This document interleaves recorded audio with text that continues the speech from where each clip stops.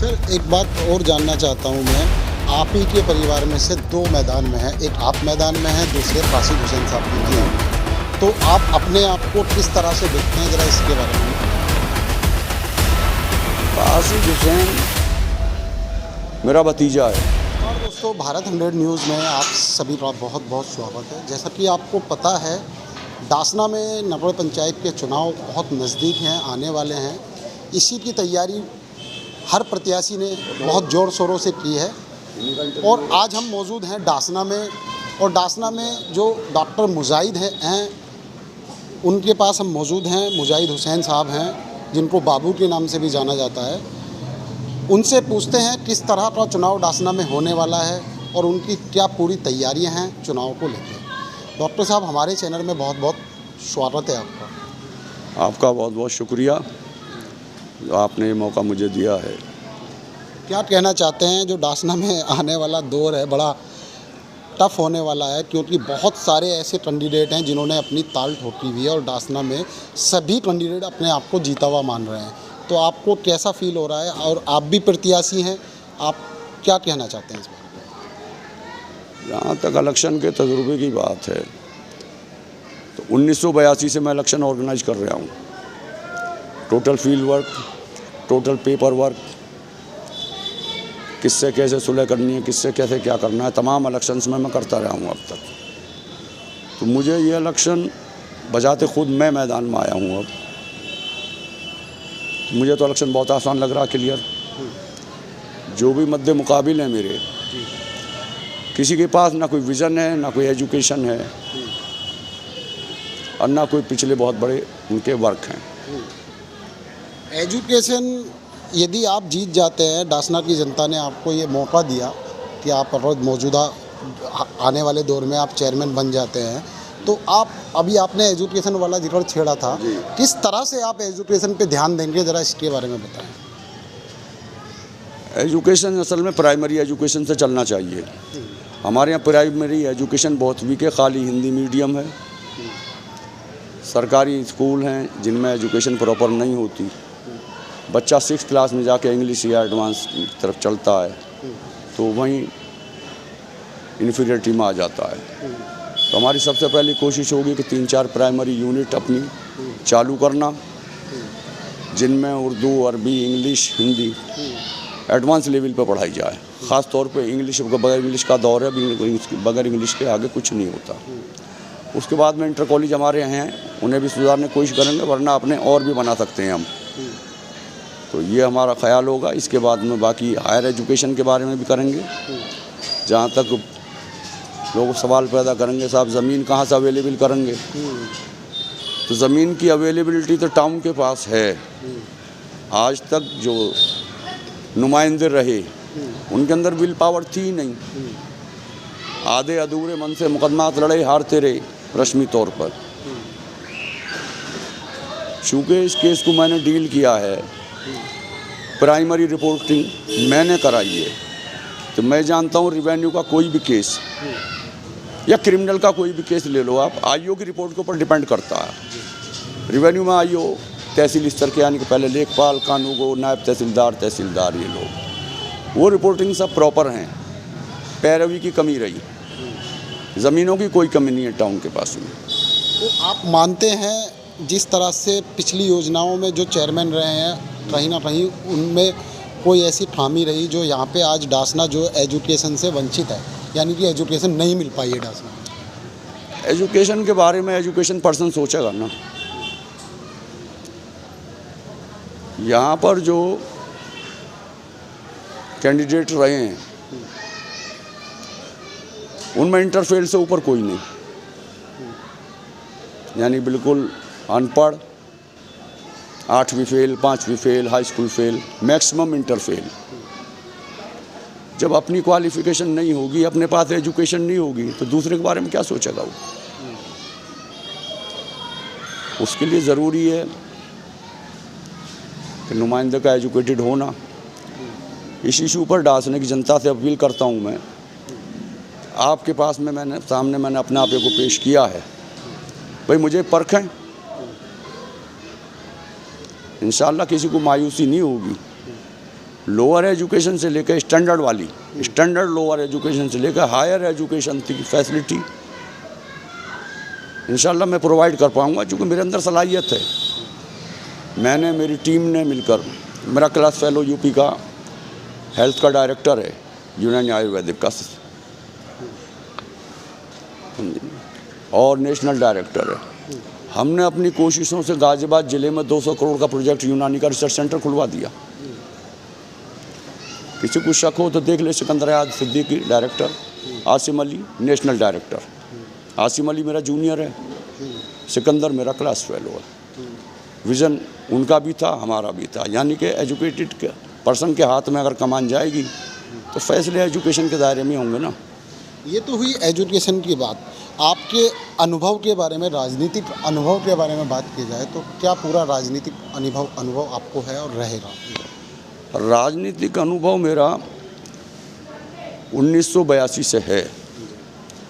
1982 से जितने भी इलेक्शंस हुए हैं, लोकल बॉडीज़ के, स्टेट लेवल के या नेशनल लेवल के, सब में मैं एक्टिव रहा हूँ। बेसिकली टाउन डासने का तमाम कोऑर्डिनेशन का काम मैंने किया है।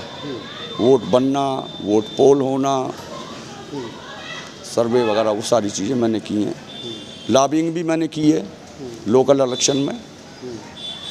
जो औरों के लिए लॉबिंग का एक्सपर्ट रहा, वो अपने लिए कैसे नहीं कर पाएगा। उसी लॉबिंग की बिना पे अपने लिए जीत के लिए मैं बिल्कुल 101% आश्वस्त हूँ।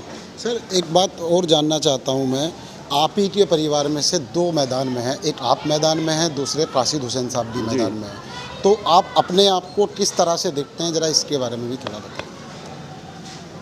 कासिद हुसैन मेरा भतीजा है, उसकी एजुकेशन पर मैं कमेंट नहीं करूँगा, लोग जानते हैं सब। मैं सेंट्रल यूनिवर्सिटी से प्रोफेशनल पोस्ट ग्रेजुएट हूँ। वो प्लस इलेक्शन में चेहरा कौन रहा कौन नहीं रहा, चेयरमैन साजिद हुसैन रहे या कोई भी रहे, वही रहे जी। इलेक्शन का मेन ऑर्गेनाइजर मैं रहा। तो जहाँ तक अपनी सलाहियतों पर मुझे भरोसा है। समय समय पे आप जो है एक अभियान चलाते रहते हैं, जैसे अभी एक वाक़ई बिहारी द्वारा रिसर्च सेंटर द्वारा एक दांतों का एक आपके यहाँ पे कैंप लगा था।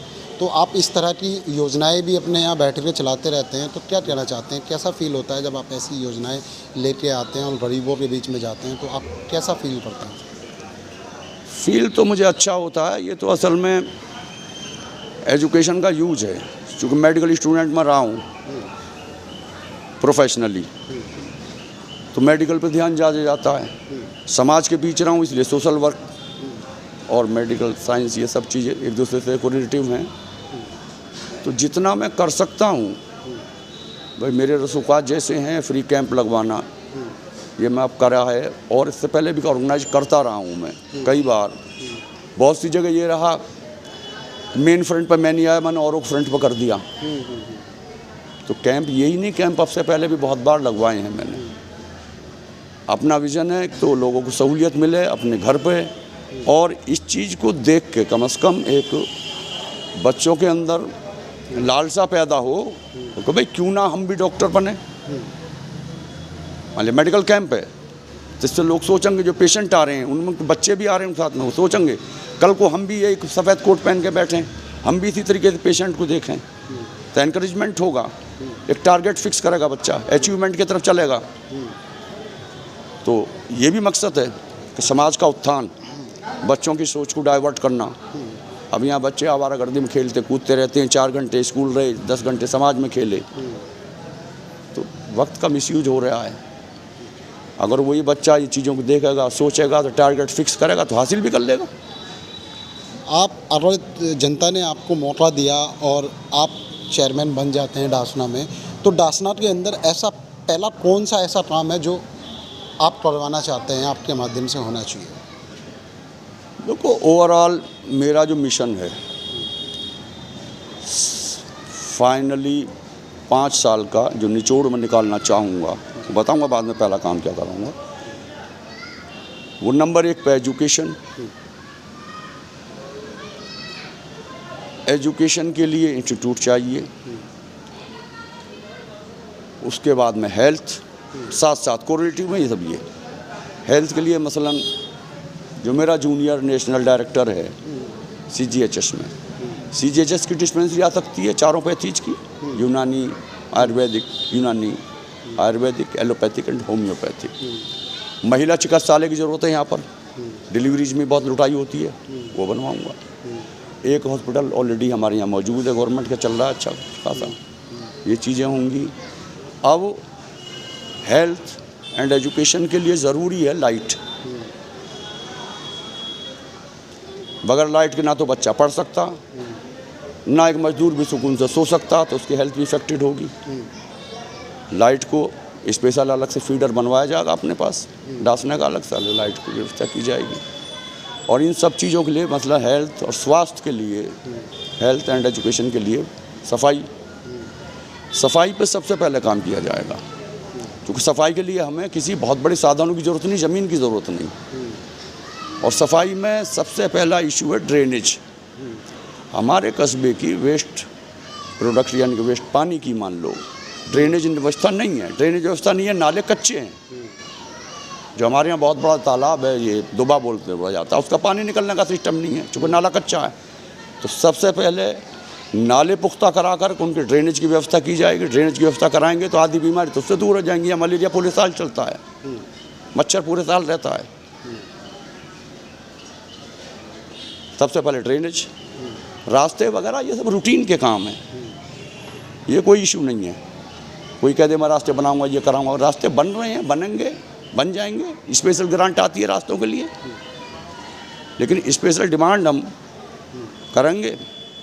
और हमें यकीन है कि हम डिमांड का ड्राफ्ट हमारा इस किस्म का जाएगा, ऑडिट होने के बाद में सब कुछ फुल प्रोजेक्ट रिपोर्ट के साथ। वो अपनी तालीम पे, अपनी सलाहियतों, मुझे भरोसा कि मेरा प्रपोजल गवर्नमेंट कोई भी हो, पक्ष की या विपक्ष की, मैं बसपा से हूँ, मेरे प्रपोजल को कोई भी गवर्नमेंट रिजेक्ट नहीं कर पाएगी। मैं फंड अवेलेबल कर लूँगा जिस तरीके से होगा। मेरा लास्ट सवाल और है आपसे, हमारे चैनल के माध्यम से आप जनता में क्या संदेश देना चाहते हैं? जो डासना वासी हैं उनके लिए आप क्या संदेश देना चाहते हैं? डासना वासियों को सबसे पहले तो मैं शुक्रिया अदा करूँगा जो मेरा पार्टी ज्वाइनिंग का प्रोग्राम था, उसके कामयाबी के लिए जितना प्यार मुझे मिला, उससे मेरे अंदर मेरी हौसला अफजाई की, और उस प्यार को बनाए रखें। आपके प्यार के साथ मैं धोखा नहीं करूँगा। डासना के हम से सबसे बड़ी अपील मेरी यही है, धोखा नहीं करूँगा। वो कंस्ट्रक्टिव चीज़ है, वो स्पेशल चीज़ें मैं दूँगा जो मुझे तालीम याफ्ता लोगों की सोबत में, एजुकेशन सोसाइटीज़ से, ख़ुद अपनी एजुकेशन से मेरी सोच मुझे मिली हैं, उनसे मैं अपने सब लोगों को फैज़याब करूँगा।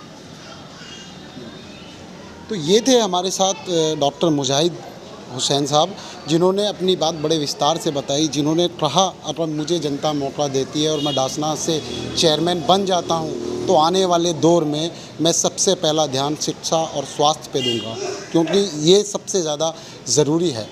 कैमरामैन आरिफ के साथ मोहम्मद शकील राजी।